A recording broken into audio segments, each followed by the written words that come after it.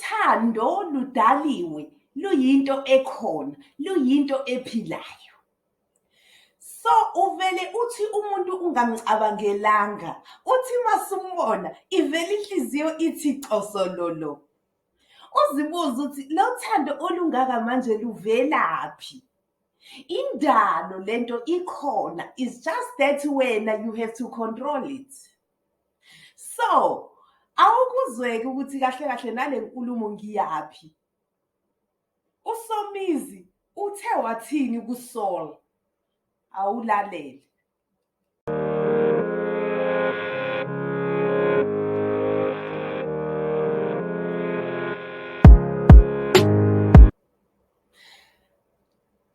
Nyambona uSomizi i-drama queen leya. I-drama queen lena yenza sure ukuthi if you feel something ngawe iyakutshela. Ayileki ibitha around yenza iyakutshela vele exactly the way ungakhona. uSomizi ke usetshele uSaul ukuthi uyabona leni indawo engikubona kuyona. Shithi i-podcast la suke mbona khona. Hayi engathi leyayenza kancane ayimvezi the way atheme mbona live wambona engakhona. Obviously ke vele ke sometimes uyathola umuntu umbona esithombeni or umbona escreenini, uthi masumbona live ubone elinye iside lakhe leyanto obungayibonanga lapha esithombeni or escreenini. Kodwa ke akawuvala umlomo uSomizi uthi wow, amazinyo akho yes sis ayambulala. Etshela bani? uSaul. Lapho umtshelaphi uSaul?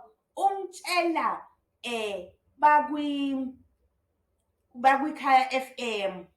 Njabe kwiKhaya FM ke uyamncoma ukuthi amazinyo akhe ayambulala. Ama-lips wakhe, usho ama-lips omlomo, indebe zakhe ziyambulala the way angakhona. Uthi ubekade engamboni kahle kodwa ke manje nje bese mbona live, hayi man, hayi. uSomizi uvele waphelelwa ngisho kusezwaneni. Wahlulwa ngisho ukuzibamba. Yazi mhlaluze wakhipha nje igama lokuthi ngisho ukumshada abese kwi-relationship naye amshade. He wouldn't mind. Akusiyona inkinga leyo, angeke kuze kube inkinga ukwenza lokho ngendlela athe mayembona waba attracted ngakhona uSomizi kuyena. So siyabona ke bahlathi lento ewuthando vele ikhona, into ephilayo. Sekudependa kuwe ukuthi uthando wena ulicontrola ndlelani, ngoba phela ludaliwe, lukhona, luyaphila.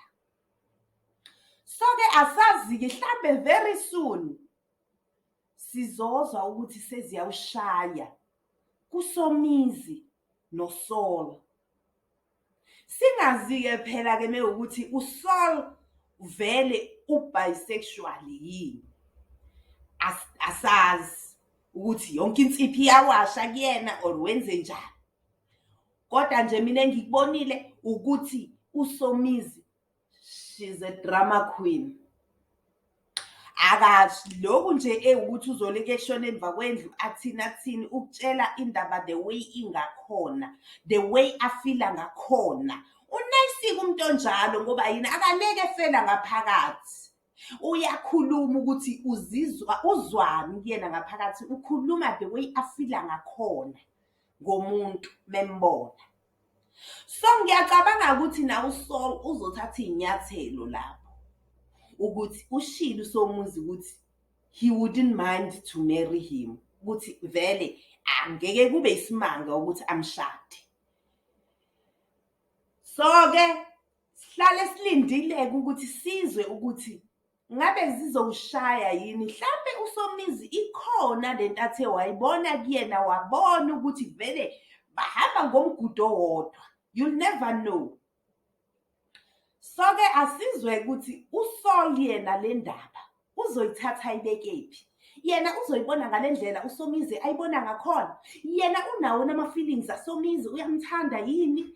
Or mhlambe uSomizi kuphela onama-feelings but uSaul akanawo.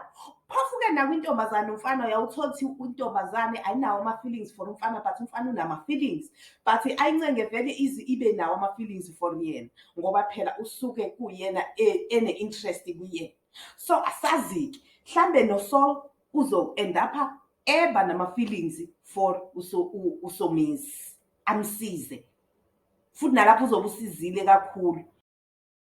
Mizi kade bambeyeka eshona ngapha nangapha, labafana abancane bamjolela, lo Njabe kade emshadile uMUHLE bamthathile, or mhlambe usafihla whatever ayenzayo ngoba bengathi uthathwe uLasizwe, uyajika futhi sengazi ukuthi akusekho njalo. Mhlawumbe uSol uyena ozobe isolution empilweni yakhe, asazi-ke kodwa nina bahlali le ndaba niyibona kanjani? Awubona ukuthi uzobe sethola indawo yokuhlala-ke uSomizi kuSol mekuthi engathatha yena, ngoba ngeke zilekele iy'ngane zimthathela mhlawumbe engavele azithathele uSol, yonke into izoba right, perfect, yonke into ihambe ngendlela. So-ke bahlali, ake ngizwe nani ukuthi niyibona kanjani le ndaba. Ngiyamthanda webahlali, ningakhohlwa-ke phela ukukhomenta, nilike, nisubscribe futhi bahlali, ningixhase, nisubscribe.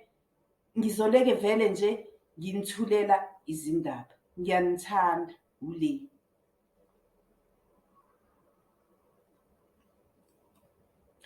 Oh damn.